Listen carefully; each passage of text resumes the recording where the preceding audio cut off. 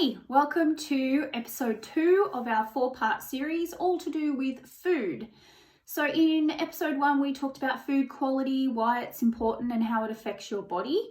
In this episode, I'm going to touch on diets and fad diets in particular.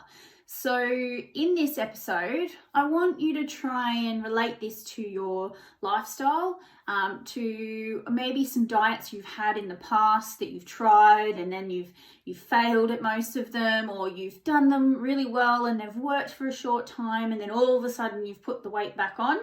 Does that sound familiar? That's happened to a lot of us. So also known as yo-yo dieting. Yes, just like that thing you flick at the floor and it comes back up, yo-yo dieting. Let's not use that or do that anymore. So how do we change that?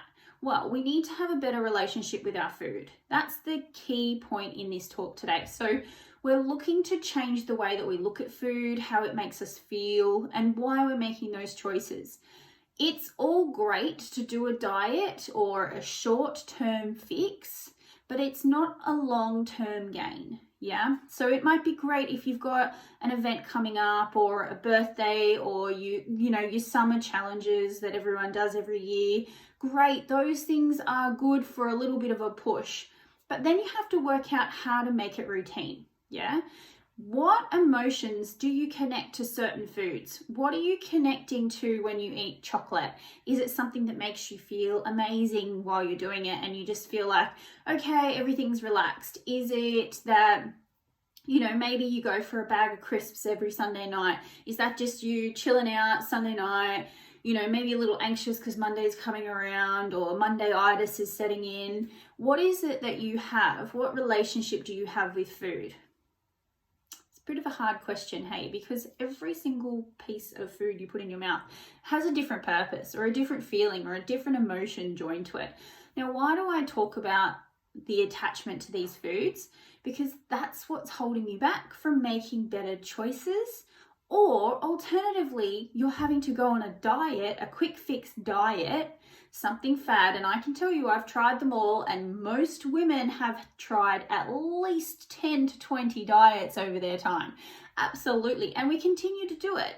So why do we need to change the way that we look at food? Why do we need to change? Because otherwise you're just going to spend the rest of your life going on and off diets, yeah? Now, I'm not going to name any particular diets, but I am going to tell you the ones that I've tried. Now, there's probably more, but I'm just going to list off a few. So I've tried low carb, I've tried high protein, I've tried the keto, I've tried all of these.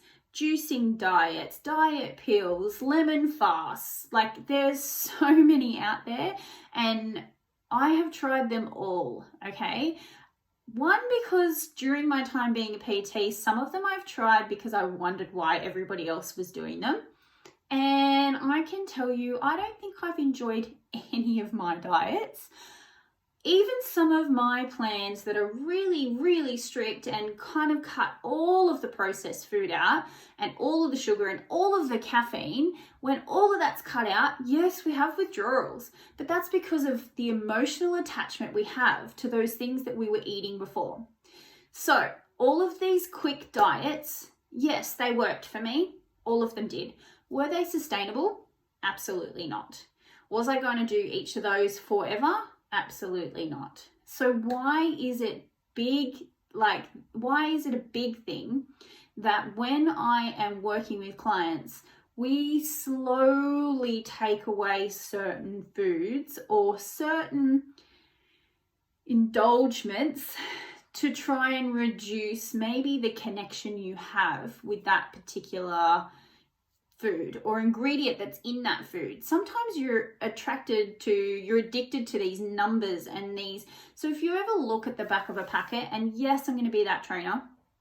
If you ever look at the back of a packet and it has more than sort of 3 to 5 ingredients that you don't understand, then some of those things can be quite addictive because your body's looking for them. I'll name one. So one of them is actually the fake cheese flavoring on, and I'm not going to tell you like brands or anything, but on certain crisps or on certain crackers.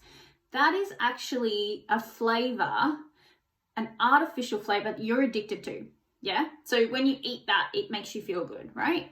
So same with chocolate, ice cream, pizzas, burgers, like all of these things are not a no. You just have to find a better substitute for them. So I think one of my biggest things is that if you can change the way that you look at food and change the relationship you have with food and understand why you eat things that you do, then you're going to better understand why you feel the way you do. As in, you eat ice cream every night for dessert and you've put on 5 kilos in the last few months. Now, that was great when you were first having it and it made you feel good every night, and the initial reaction to what it made you feel emotionally is okay, but now it's actually showing in the way that your pants fit or the way that your tops fit or the way that you feel, your mood, your sleep, your energy during the day. Now it's had a shift and you're emotionally not in a great place. Your negative mind takes over and you're wondering how you got there. Well, that's why I come in and say, what are you eating? What are you emotionally eating? What are you eating because it's habit or because you just love the taste of it? But then what is it doing to your body after that's now making you feel really upset about the way that you are, the way that you feel, and the way that you look in your skin? Because by all means, I love that women are out there going, okay, I accept the way that I am, but what's happening on the inside? Like, do you accept the way that you are because of what you've been putting into your body? Or do you accept the way that you are because you're happy to sit down with a bowl of ice cream every night because that's just what you're going to do? And I get it. You can be as stubborn as you like and you can absolutely have your ice cream.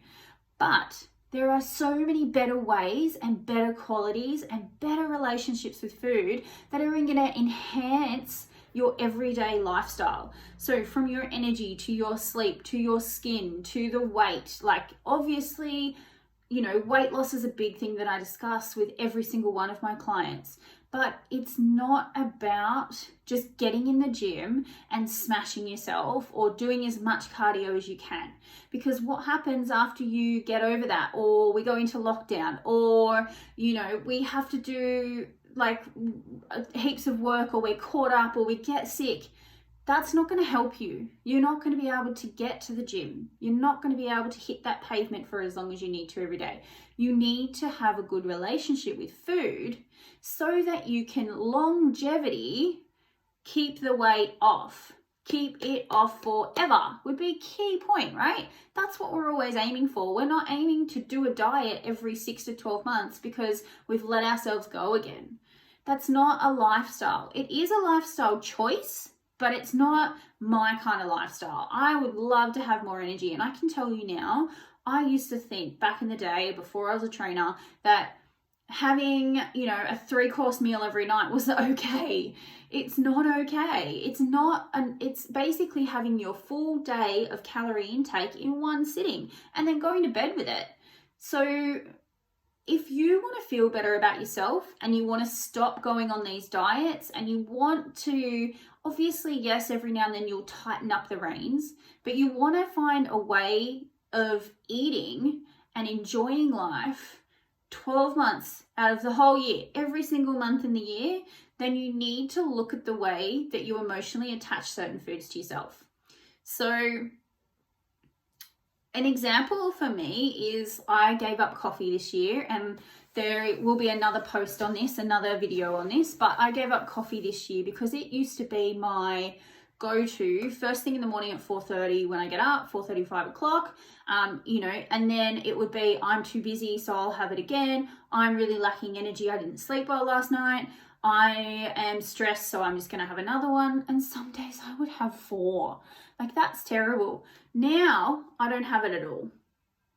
I might have a decaf once a day, but then I don't get the stimulation. I don't get the crash. There's so many other reasons that I've had to take out coffee.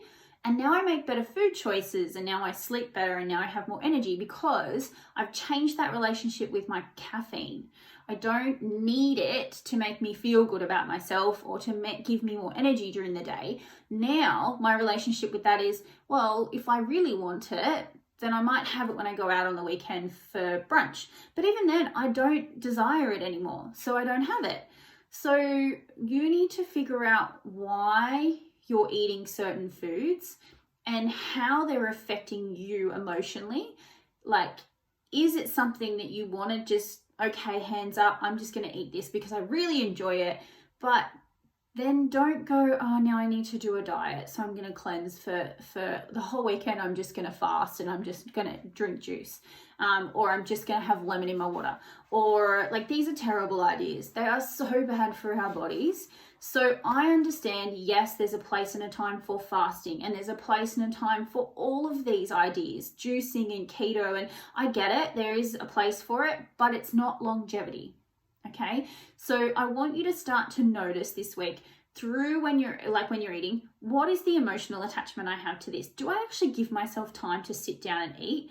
Do I actually need my dessert every night? Maybe my main meal didn't have everything in it that it needed.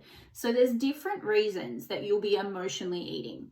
You should be eating to fuel your body. Quality of food, like I said in video 1. Don't forget, go back and watch that one. So try to notice this week what your emotional attachments are to those foods. Can I get rid of dieting altogether? Can I just tighten the reins sometimes? Can I start to reduce some of those toxins or processed foods or high sugar foods and take them out of my normal day-to-day diet food? Yes. And what happens to my body when I do? Do I start to lose that extra weight that maybe I'm carrying? Do I sleep better? Does my skin look better? There are so many different reasons. Do you not get bloated? Like, oh, I could go on. The list goes on. At least now you know when you want to get back into that bikini from last year or 3 years or 5 years ago, is it, oh my gosh, I need to do a 6-week, 8-week cleanse? Or, oh my gosh, I'm just not going to eat for 5 days. Oh my gosh, I'm just going to do low carb and just have salads for lunch. None of that. Let's not do any of that. Let's start now, okay? So start now. Find out what you can start to cut out. What are you emotionally attached to and why?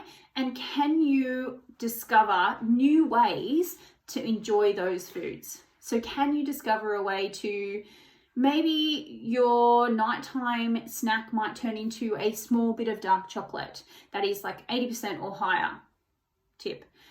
Or maybe you'll have a coconut or almond, my suggestion, yogurt at nighttime with some protein powder in it, okay? Like, just to curb that craving at nighttime. Make you feel like you're having something at nighttime. Make a chocolate protein powder so that you feel like you're having your chocolate at nighttime. Or maybe it's just a herbal tea. What is it for you that will stop you or trigger you to not have those processed or high sugar foods that you're emotionally attached to? So let's cut out dieting altogether and let's find the root cause of why we need to diet. Let's not do it anymore. Let's just put a cap on that. And let's try and hit this summer with just clean, unprocessed, yummy foods, because you can still use herbs and spices. You can still dazzle it up if you put more variety in your food. You need to find a new relationship with food. Yeah? So, good luck to everyone. I will see you in part 3 of this 4-part series. Next week, just to make sure I get them in the right order, we will be talking about the famous good old calories and macros. Do you need them? Do you need to count? Do they work for you? Do they not work for you? So much to talk about. So calories and macros are on next week's topic. So I will see you all then. Thank you. Bye.